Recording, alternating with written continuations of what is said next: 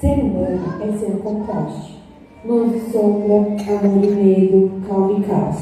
Desde o primeiro choro até o último suspiro, somos moldados por sentimentos, alegrias que nos elevam, dores que nos transformam. Dentro de cada um há beleza e feridas, bondade e impulsos que nem sempre compreendemos. Não somos perfeitos e é exatamente isso que nos faz reais. Ser humano é dançar entre extremos, é viver, sentir e seguir em frente. Esse espetáculo é sobre todos nós.